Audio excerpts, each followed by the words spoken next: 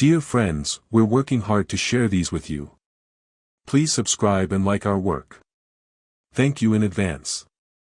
If you're ready, let's begin our story. The shuttle docking bay of New Geneva Medical Research Station felt cramped to xenomedic specialist Thera of the Highland Cliffs, which wasn't surprising given that it had been designed for beings roughly half her height. At 6 feet 10 inches, she had to duck through most doorways and fold herself uncomfortably into chairs that seemed built for children. Everything about human architecture reinforced what her people had observed from their distant mountain settlements. Humans were small, fragile creatures who compensated for their physical limitations through clever engineering. Her pointed ears twitched as she reviewed the assignment data on her tablet while waiting for her human counterpart to arrive. Dr. David Park, specialist in interspecies medical compatibility, graduate of Johns Hopkins Medical School with advanced degrees in xenobiology and comparative anatomy. His photograph showed a man who appeared to be in his early 30s, with dark hair and gentle features that struck Thera as almost childlike. He was listed at 5 feet 8 inches tall, which made him barely chest-high to her towering frame. "This is what passes for a medical expert among humans," she murmured to herself, switching her tablet to display comparative physiological data between Veil-3 and human species. The differences were stark. Humans weighed perhaps 60% of what a comparable Veil-3 would, their bone density appeared significantly lower, and their muscle mass readings suggested they'd struggle with tasks her people considered routine. "Dr. Thera," a voice called from behind her.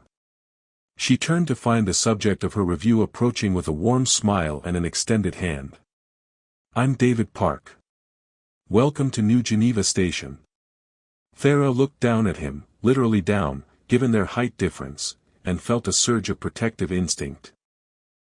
He was even smaller in person than his photograph suggested, with the kind of soft features that indicated a species adapted to safe environments rather than the harsh mountain conditions that had shaped her people into natural healers and warriors. "Dr. Park," she replied, accepting his handshake with careful gentleness. Humans, according to her briefing materials, had fragile bone structure that could be easily damaged by the grip strength Veil-3 considered normal. "Thank you for agreeing to collaborate on this research project. Please, call me David. And thank you for coming all this way to work with us. Your people's bioelectric healing techniques could revolutionize how we treat trauma patients." David gestured toward the corridor leading deeper into the station. "Would you like me to show you to your quarters first, or would you prefer to see the medical facilities?" "The medical facilities, please. I am eager to assess your current treatment capabilities." Thera had to adjust her stride to match David's shorter legs, a reminder of the physical limitations she'd be working around. "I trust your equipment has been calibrated to accommodate Veil-3 healing methods. We've done our best based on the specifications your people provided. Though I have to admit, some of the bioelectric field strengths you mentioned seem..." David paused diplomatically. "Well, let's just say they're significantly higher than what we typically use in human medicine." Thera nodded knowingly. "Human physiology is more delicate than ours. We will need to reduce power levels considerably to avoid damaging your patients." As they walked through the station, Thera couldn't help but notice how everything was built to human proportions: low ceilings, narrow corridors, equipment designed for people who needed mechanical assistance for tasks that would require simple physical strength on her homeworld. David had to scan his ID card to access certain areas, while her people would simply override electronic locks with focused bioelectric fields. "Here's our main trauma bay," David said, leading her into a spacious medical facility filled with gleaming equipment. "We've installed the bioelectric field generators according to your specifications, though I'll admit the engineering team was nervous about the power requirements." Thera examined the installation with growing concern. The field generators were impressive by human standards, but they appeared to be barely adequate for basic Veil-3 healing techniques. "These will serve for preliminary work, though we may need more robust equipment for serious injuries." "More robust?" David looked puzzled. "These generators can produce bioelectric fields strong enough to restart a human heart. What kind of injuries are you planning to treat?" "Standard trauma healing. Bone reconstruction, tissue regeneration, cardiovascular repair. Thera adjusted one of the generator settings, noting how David watched her movements with the kind of careful attention she'd expect from someone studying a dangerous procedure. On my world, these would be considered minor medical interventions. Minor? David moved closer to examine the generator readings, and Thera noticed he had to stand on a platform to reach the controls comfortably. Dr. Thera, these energy levels would be lethal to most human patients. Thera felt a familiar surge of protective concern. David, you must not attempt to operate this equipment yourself. The bioelectric fields required for proper healing could seriously injure someone of your size. I will handle all the actual treatment procedures. My size? David looked confused. Dr. Thera, I'm actually above average height for a human male.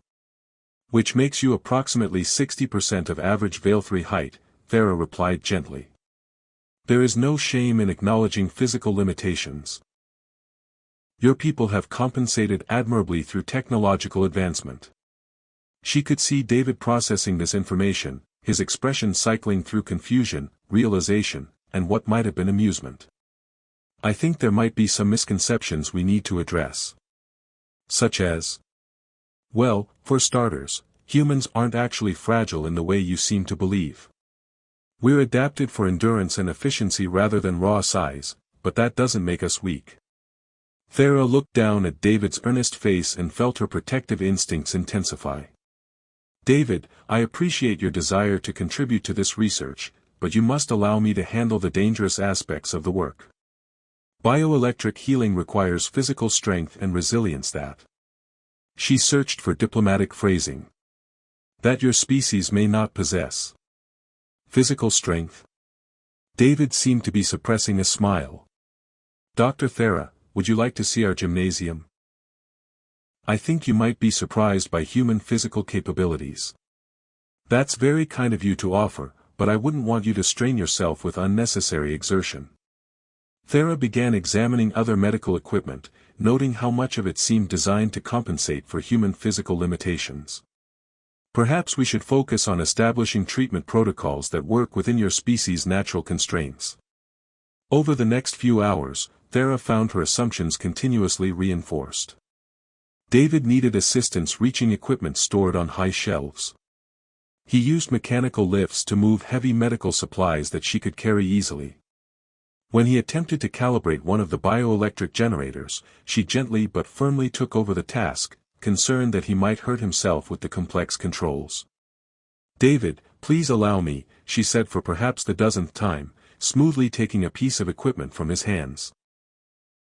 These calibration procedures require precise bioelectric manipulation that could be dangerous for someone without natural field generation abilities. Dr. Thera, David said with remarkable patience, humans have been performing medical procedures for thousands of years. We've developed techniques that work quite well within our capabilities. Of course you have. Your adaptability is remarkable. Thera finished the calibration with a simple touch, her natural bioelectric field interfacing directly with the equipment. But now that Veil-3 healing methods are available, there's no need for you to risk injury attempting procedures that are physically demanding. She noticed David watching her work with intense scientific interest, taking notes on her techniques with the kind of detailed attention she'd expect from a diligent student. Are you documenting my methods for your research files? Among other things, David replied. Dar. Thera, I'm curious about your people's assumptions regarding human physiology. What exactly were you told about our species before coming here? Thera paused in her equipment setup. Standard observational data. Humans are small-statured, low bone density, limited muscle mass, compensate for physical weakness through technology and social cooperation. Classic traits of a species that evolved in protected environments rather than challenging conditions like our mountain settlements. I see. David made more notes. And this observational data came from long-distance studies? Naturally. Direct contact between our species has been limited until recently. Thera completed her preparations and turned to face David, who seemed even smaller when surrounded by the medical equipment she'd been adjusting.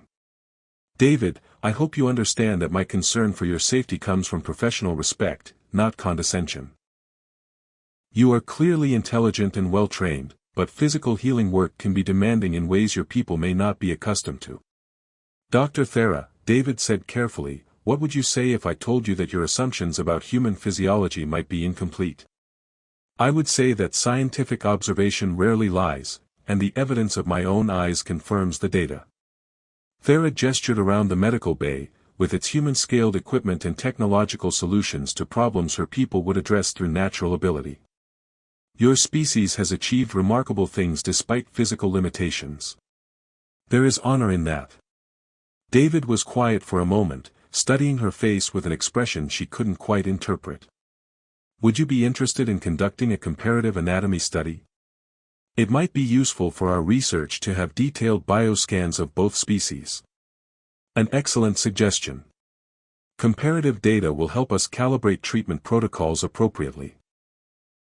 Thera began setting up the bioscanning equipment, automatically adjusting the controls for what she assumed would be David's lower tolerance for diagnostic energy.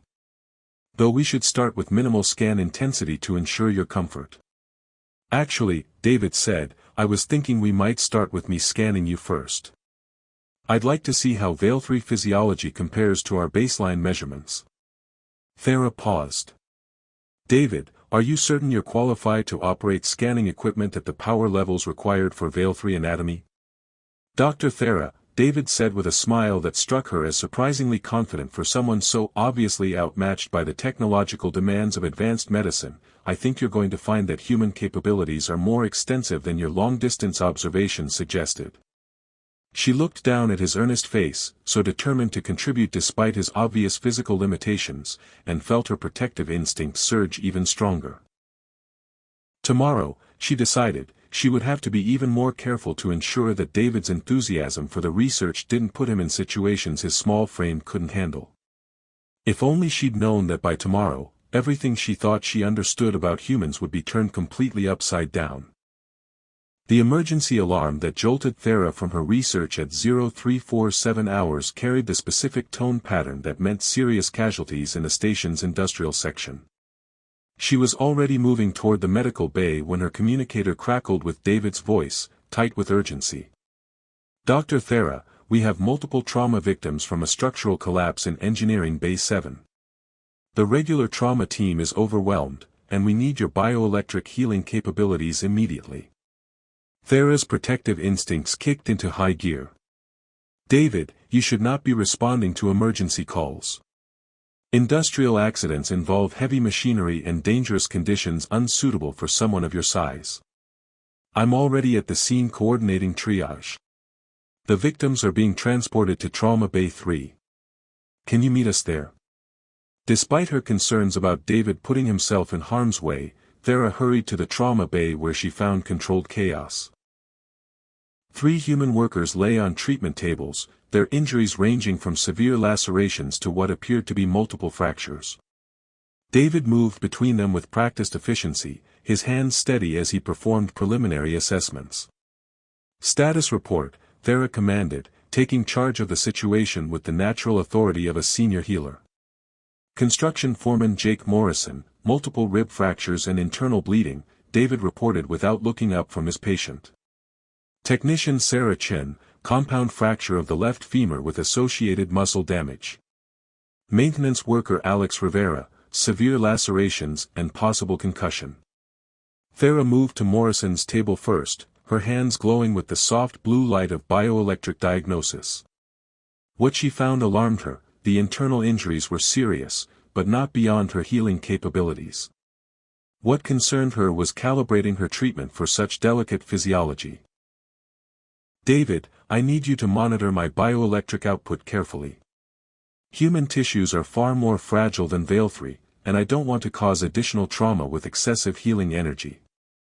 Dr. Thera, David said, moving to assist with the monitoring equipment, I think you should increase the output by at least 40%. Thera paused in her healing trance, startled. Increase? David, that level would be appropriate for treating a Veil 3 warrior, not a human civilian. Trust me on this one. Human cellular repair systems are more robust than you think. Thera looked down at Morrison's pale, unconscious form and made the decision she'd been trained to make: protect the patient above all else. I'm sorry, David, but I cannot risk harming someone who is already critically injured. I'll proceed with minimal healing energy. She placed her hands on Morrison's chest, allowing her bioelectric field to interface gently with his damaged tissues. The healing energy flowed at perhaps 20% of what she'd use on a Veil-3 patient, carefully stimulating cellular repair without overwhelming what she assumed were fragile human biological systems. After 10 minutes of treatment, Morrison's condition had stabilized, but his healing rate was disappointingly slow. Thera moved to Chen's fracture, applying the same gentle approach with similar results: effective stabilization, but recovery that seemed sluggish compared to what she'd expect from proper bioelectric healing. Dr. Thera, David said quietly, monitoring the bio-readings, the cellular response is barely registering. You might want to consider increasing the field strength. David, I appreciate your concern, but healing energy that seems minimal to us could be dangerous for humans. Better to proceed slowly than risk cellular damage. Thera continued her gentle ministrations, growing increasingly frustrated with the poor response she was seeing. By the time she reached Rivera, she was reconsidering her approach. The lacerations were healing, but at a rate that would require hours rather than the minutes she'd expect from optimal treatment. David hovered nearby, his monitoring equipment showing readings that clearly indicated suboptimal healing response. The cellular repair mechanisms aren't fully engaging, David observed. It's like the healing energy isn't strong enough to trigger the body's natural regenerative systems. Thera paused in her treatment. Are you suggesting human healing systems require more aggressive bioelectric stimulation? I'm suggesting that human biology might be more resilient than your observations indicated. David, that's impossible. The physiological data clearly shows. The conversation was interrupted by Morrison's sudden deterioration. His vital signs began dropping despite her healing efforts, and Thera realized with growing panic that her gentle treatment wasn't sufficient to address the severity of his injuries. His cellular repair systems are shutting down, David said, studying the readouts with professional calm. Dr. Thera, I'm going to have to override your treatment protocol. Override? Thera stared at him. David, you can't possibly. But David had already moved to the bioelectric generator controls, his hands flying over the interface with surprising expertise. The healing field strength began climbing steadily, 30%, 40%, 50% of maximum Veil-3 treatment levels. David, stop. Thera lunged for the controls. You're going to kill him. Trust me, David said firmly, continuing to adjust the field parameters. Human cellular regeneration requires aggressive stimulation to achieve optimal response. Your gentle approach isn't compatible with our biology. The healing energy flowing through Morrison's body reached levels that would have been appropriate for treating a Veil-3 mountain climber with similar injuries.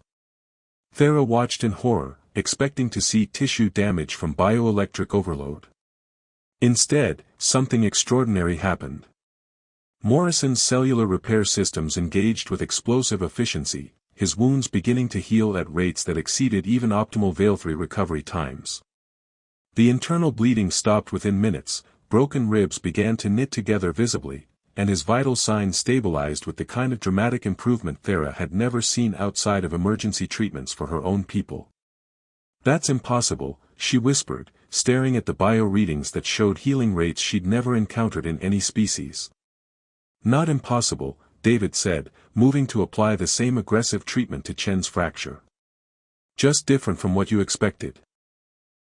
Human physiology is optimized for rapid recovery from trauma, but it requires significant bioelectric stimulation to activate properly. Chen's compound fracture began healing under the intense bioelectric field, bone and muscle tissue regenerating with visible speed as her body's dormant repair mechanisms fully engaged. Rivera's lacerations sealed themselves within minutes, leaving barely perceptible scars. Thera stood in the middle of the trauma bay, watching 3 humans heal from serious injuries at rates that challenged everything she thought she knew about their species. David, how is this possible? Human evolution included some interesting adaptations for surviving trauma, David explained, monitoring the continued healing progress. We're built for rapid recovery, but our regenerative systems require specific triggering conditions. Your gentle approach was like trying to start a combustion engine with a hand crank. Technically possible, but not how the system was designed to operate. But the observational data from my people clearly indicated human fragility. Long-distance observations can be misleading. David began powering down the healing equipment as the patient's condition stabilized. Dr. Thera, what exactly did your people observe that suggested humans were physically limited? Thera reviewed the data in her mind, suddenly seeing it from a new perspective. Humans appeared small compared to Veil-3. They use technology to accomplish tasks we handle through natural strength. They seem to require artificial assistance for activities we consider routine. Small, yes. Weak? David gestured toward Morrison, who was now sitting up and testing his mobility with the kind of recovery that would be remarkable even for Veil-3 patients. I think you may have confused size with capability. As the 3 patients were moved to recovery rooms. Walking under their own power after injuries that should have required weeks of healing, Thera found herself questioning everything she'd assumed about human limitations. David, she said slowly, if humans can heal at these rates, why do you use such gentle medical protocols in your standard treatments? Because most human injuries don't require bioelectric healing to recover properly. We heal quite well on our own, given time. David began cleaning the healing equipment, his movements sure and confident. But when we do need aggressive treatment, we can handle energy levels that would be appropriate for much larger species.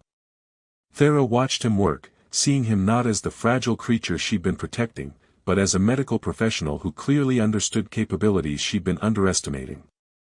David, she said carefully, what other assumptions about human physiology might I need to reconsider? David paused in his cleanup, looking up at her with an expression that was both amused and sympathetic. Dr. Thera, I think tomorrow we should conduct those comparative anatomy scans we discussed. You might find human biology more surprising than you expect. As Thera left the trauma bay, her mind reeled with the implications of what she'd witnessed.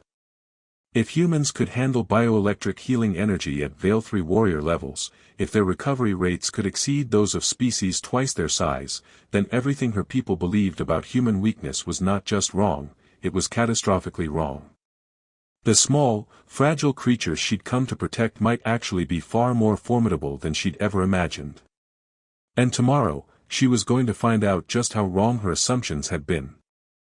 The next morning found Thera pacing her quarters like a caged predator, her mind churning with questions that challenged everything she thought she knew about human physiology. The previous night's emergency had demonstrated healing capabilities that shouldn't have been possible in a species her people classified as physically limited, and she needed answers. David arrived at the medical bay precisely on time, carrying what appeared to be comprehensive medical scanning equipment she didn't recognize from the standard station inventory. I brought some specialized bioanalyzers from the Advanced Research Lab, he explained, setting up devices that looked far more sophisticated than the basic scanners she'd been using. These can provide cellular-level analysis, including muscle fiber density, bone composition, cardiovascular efficiency, and neurological complexity mapping. Thera examined the equipment with growing respect. These are remarkably advanced for human medical technology. We've had to develop precise diagnostic tools to understand our own biology, David replied, calibrating one of the scanners with practiced efficiency. Especially for comparative xenobiology research like this project. David, before we begin, I must ask you something directly. Thera looked down at him, still struck by how small he appeared despite the previous night's revelations. Last night, you handled bioelectric healing equipment with expertise that suggested extensive training. How much do you actually know about your species' physical capabilities? David paused in his equipment setup, meeting her gaze with an expression that was both patient and slightly amused. Dr. Thera, I have a doctorate in comparative anatomy and 15 years of experience in xenobiology. I probably know more about human physiology than most humans do. But you allowed me to treat you as if you were inexperienced. You weren't treating me as inexperienced, David said gently. You were treating me as if I were fragile. There's a difference, and I wanted to understand why before correcting your assumptions. Thera felt heat rise in her cheeks, an embarrassing physiological response that her people shared with humans, apparently. You were studying my behavior. I was trying to understand the basis for your protective instincts. Your people's observational data about humans must have been quite different from reality to produce such strong misconceptions. The data indicated humans were small, weak, dependent on technology for basic tasks. Thera trailed off as she realized how patronizing her behavior must have seemed. David, I apologize for treating you like a child. My intentions were protective, but clearly misguided. No offense taken. But I think it's time for you to see what human biology actually looks like under proper analysis. David gestured toward the scanning equipment.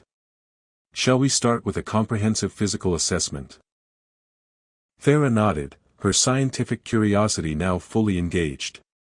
Yes, but I want to conduct the scan myself. I need to understand exactly what I've been missing. Fair enough. But for a complete analysis, I'll need to remove my clothing. Veil-free medical scans require direct tissue contact, correct? Standard procedure for bioelectric interface, Thera confirmed, then paused. Are you certain you're comfortable with a full anatomical analysis? Dr. Thera, I'm a medical professional, and this is a scientific study. Personal modesty is irrelevant compared to the importance of accurate data. David began removing his shirt with clinical efficiency, and Thera activated the bioanalyzers to begin preliminary scans. What she saw on the diagnostic displays made her stop breathing for a moment.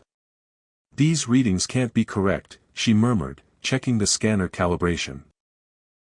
Even partially clothed, David's biosignature showed muscle density readings that exceeded her expectations by orders of magnitude.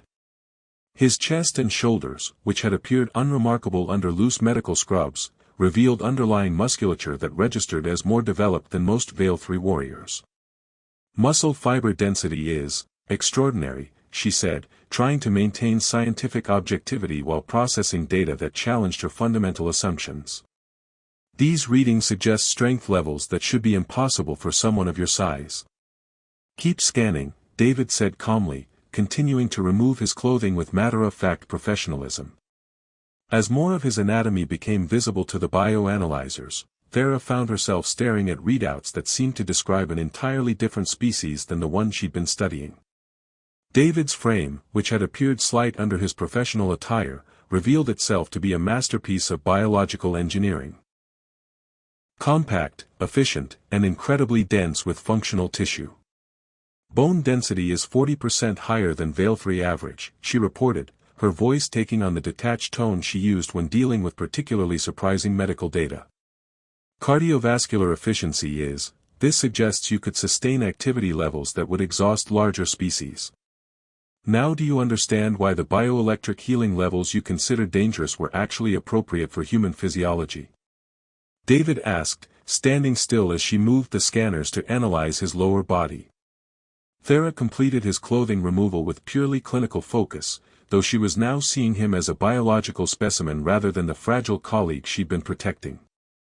What the full-body scans revealed was staggering. You're not small, she said in wonder, studying the complete anatomical analysis. You're compressed. Everything that makes a Veil-3 physically capable, you have concentrated into a smaller frame. Essentially correct. Human evolution favored efficiency over size. We developed high-density musculature, reinforced skeletal structures, and optimized cardiovascular systems that deliver maximum capability in a compact package. Thera moved around him, taking detailed measurements and bioelectric readings, her scientific mind reeling with implications. Your people aren't physically limited, you're physically optimized. The technology we thought compensated for weakness actually enhances capabilities that were already formidable. Now you're beginning to understand human biology, David said with satisfaction. We're not large like Veil-3, but we're incredibly resilient. Not fast like some species, but we have endurance that can outlast almost anything. Not immediately strong like warriors, but we can sustain effort levels that would break larger beings. The observational data was completely wrong, Thera realized. My people were watching humans use technology and assumed it was because they needed assistance, but actually, we were using technology to amplify capabilities that were already significant. A human with mechanical assistance isn't compensating for weakness, they're multiplying existing strength. Thera completed her scanning, the bioanalyzers providing a complete physiological profile that redefined everything she thought she knew about human limitations. David stood before her, no longer the small, fragile colleague she'd been trying to protect, but revealed as a member of a species that had achieved remarkable physical optimization through evolutionary pressure. I need to sit down, she said weakly, the full implications of her mistakes hitting her with embarrassing force. Dar. Thera, David said gently, reaching for his clothes, human beings evolved as persistence hunters on a world with limited resources and numerous predators. We survived not by being the biggest or fastest or strongest, but by being more persistent, more adaptable, and more resilient than anything else on our planet. And I've been treating you like a fragile child for the past week. You've been applying the logical conclusions drawn from incomplete data. It's not stupidity, it's the scientific method working with insufficient information. Thera watched him dress, seeing him with completely new eyes. His careful, methodical approach to research wasn't timidity, it was the measured precision of a species that had learned to survive through intelligence and planning rather than brute force. His gentle manner wasn't weakness, it was the controlled behavior of beings who had learned to modulate tremendous capabilities for social cooperation. David, she said slowly, what else about human capabilities have I been underestimating? David finished buttoning his shirt and turned to face her with an expression that was both understanding and slightly predatory.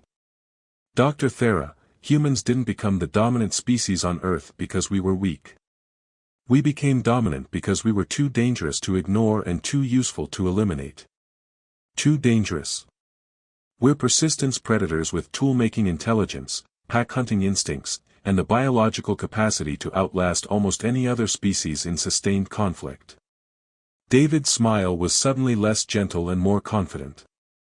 What you interpreted as need for technological assistance was actually us being considerate enough not to demonstrate our natural capabilities in polite company. Thera stared at him, realizing that everything she'd seen as evidence of human limitation was actually evidence of human self-control. You've been restraining yourselves. We've been civilized. There's a difference, but the effect on casual observation would be similar. Show me, she said impulsively. I want to see what human capabilities actually look like without technological augmentation or social restraint. David studied her face for a long moment, then nodded. All right, Dr. Thera. But I think you should prepare yourself for the possibility that humans might be more formidable than your people realized. As they headed toward the station's gymnasium, Thera found herself wondering how many other assumptions about human weakness were about to be shattered. The small, gentle colleague she'd been protecting was apparently a member of a species optimized for survival through capabilities she was only beginning to understand. Tomorrow, she suspected, was going to completely revolutionize Veil-3's understanding of human biology. The only question was whether she was ready for just how wrong her people's observations had been. The demonstration David arranged in the station's gymnasium redefined everything Thera thought she understood about physical capability. What had begun as a simple request to see human abilities without technological assistance became a comprehensive lesson in just how catastrophically wrong Veil-3 assumptions about human limitations had been. Standard human fitness assessment, David explained, warming up with movements that displayed flexibility and coordination Thera hadn't expected from his compact frame. Nothing extraordinary by our species standards, just baseline capabilities that most healthy humans can achieve. What followed challenged physics as much as it challenged Thera's preconceptions. David's baseline demonstrations included cardiovascular endurance that would have impressed Veil 3 athletes, strength-to-weight ratios that defied what she considered possible for his size, and coordination that spoke of neuromuscular optimization beyond anything in her medical experience. How is this possible, she asked, watching him complete exercises that required power output levels she'd never seen from any species his size. Human biology is built for efficiency and persistence rather than raw size, David explained, barely breathing hard despite exertion that should have exhausted him. We're optimized for sustained performance rather than peak output, which gives us capabilities that aren't immediately obvious from external observation. But the real revelation came when a genuine emergency put David's explanations to the test. A structural failure in the station's outer hull triggered emergency protocols that required immediate response. Heavy equipment needed to be moved, emergency repairs had to be completed in hazardous conditions, and injured personnel required evacuation from areas too dangerous for normal rescue operations. Thera found herself in the unprecedented position of watching the fragile human she'd been protecting take charge of disaster response with capabilities that exceeded her own. "Dr. Thera, I need you to coordinate medical support for the injured," David called, already moving toward the emergency site with tools and equipment she would have struggled to carry. "I'll handle the structural repairs and personnel evacuation." "David, those conditions are too dangerous for someone your size." But David was already gone, moving through emergency bulkheads and debris-filled corridors with a combination of speed, strength, and environmental awareness that left Thera stunned. Through the station's emergency monitoring systems, she watched him perform rescue operations that she wouldn't have attempted without full biomechanical augmentation. The injured personnel he evacuated were uniformly amazed by his capabilities. "I've never seen anyone move that fast through damaged sections," reported one technician David had carried to safety. "He seemed to know instinctively where the structure was stable and where it wasn't. The equipment he moved weighed more than he does," added another evacuee. "But he handled it like it was empty containers." When the emergency was over and damage assessment began, Thera realized she'd witnessed something that redefined her understanding of human potential. David had performed physical tasks that challenged what she'd believed possible for beings twice his size, and he'd done it with the kind of calm competence that spoke of capabilities held in reserve rather than pushed to their limits. "David," she said when he finally returned to the medical bay to be checked for injury, "what I just observed shouldn't be possible for someone of your physical dimensions." "What you observed was standard human emergency response," David replied, submitting to her biomedical examination with typical patience. "We're built for crisis situations, Dr. Thera. Our entire evolutionary history involved surviving conditions that would have killed other species." Her scanners confirmed what her eyes had seen. David had sustained the kind of physical stress that would have caused serious damage to most beings, but his biological systems had not only handled it easily, they seemed to have thrived on it. His cardiovascular readings showed enhanced efficiency, his musculature displayed increased tone rather than fatigue damage, and his neurological patterns indicated heightened rather than depleted function. "You're not just stronger than I thought," Thera realized. "You actually become more capable under stress." Human biology includes adaptive responses to crisis situations. We don't just survive emergencies, we're optimized to perform better during them than under normal conditions. Over the following weeks, as their research collaboration continued, Thera found herself continuously recalibrating her understanding of human capabilities. Every assumption about limitations was challenged, every protective instinct she developed was revealed as unnecessary, and every piece of observational data her people had collected was recontextualized within a completely different framework. The breakthrough in their research came when they successfully developed hybrid medical protocols that combined Veil 3 bioelectric healing with proper understanding of human physiological optimization. The results exceeded anything either species had achieved independently. Treatment methods that were more effective, less invasive, and applicable to a broader range of conditions than pure Veil 3 or human techniques alone. "Our joint paper is going to revolutionize interspecies medicine," David observed, reviewing their final research data. "But more importantly, it's going to correct some fundamental misconceptions about human biology that could have led to serious diplomatic problems. Thera looked up from her own notes, struck by a sudden realization. David, if my people were this wrong about human physical capabilities, what other assumptions about your species might be equally inaccurate? That's a complex question, David replied thoughtfully. But I'd suggest that any species that can survive planetary conditions harsh enough to produce our level of biological optimization probably develops social, intellectual, and technological capabilities to match. You're saying humans might be as formidable intellectually and technologically as you are physically? I'm saying that a species optimized for survival in the conditions that shaped human evolution would necessarily develop capabilities across multiple domains, not just physical ones. Thera felt a chill that had nothing to do with the station's environmental controls. David, exactly how dangerous are humans? David's expression grew thoughtful, and for the first time since she'd known him, she saw something in his eyes that reminded her that humans were, according to their own description, persistence predators with tool-making intelligence. Dr. Thera, he said carefully, humans are as dangerous as we need to be to protect the things we care about. Most of the time, that's not very dangerous at all because we care about peace, cooperation, and mutual benefit. But if those things were threatened, then you discover that the small, gentle species you've been studying is actually one of the most formidable in known space, and we've been very careful not to give anyone reason to find that out the hard way. 6 months later, Thera stood before a joint assembly of Veil-3 and human medical professionals, presenting their groundbreaking research on interspecies treatment protocols. Her presentation included a careful but thorough explanation of how badly Veil-3 assumptions about human biology had been wrong, delivered with the scientific objectivity that had replaced her initial protective condescension. The primary lesson of this research, she concluded, is that observational data without direct interaction can produce dangerously incomplete understanding of other species' capabilities. Humans are not the small, weak beings we believe them to be, they are highly optimized survivors whose apparent limitations are actually evidence of remarkable biological efficiency. During the question period that followed, a young Veil-3 researcher asked, Dr. Thera, given these revelations about human physical capabilities, should we be concerned about potential threats from this species?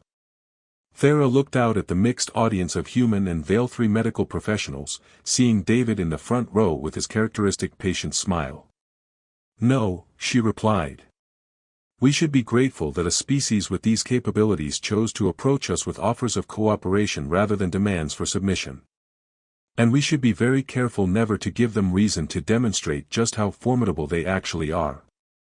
After the presentation, as she and David worked together to pack up their research materials, Thera reflected on how completely her worldview had been transformed. David, she said, I spent weeks trying to protect you from tasks I thought were too difficult for your small frame.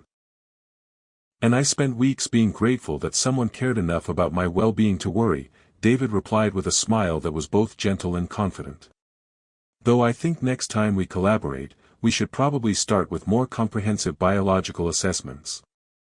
Agreed. And David? Thank you for being patient while I learned to see humans as you actually are rather than as I assumed you were. Thank you for teaching me that sometimes the most important scientific discoveries happen when we let go of what we think we already know. As they walked through the station corridors together, David no longer appearing small to her eyes, but rather impressively compact and efficient, Thera marveled at how wrong first impressions could be. The gentle, methodical colleague she tried to protect had turned out to be a member of one of the most remarkably optimized species in known space. And the best part was that he'd been strong enough to let her discover that truth at her own pace, in her own way, without ever making her feel foolish for the misconceptions that had seemed so logical based on incomplete information. That, she realized, might be the most impressively human capability of all.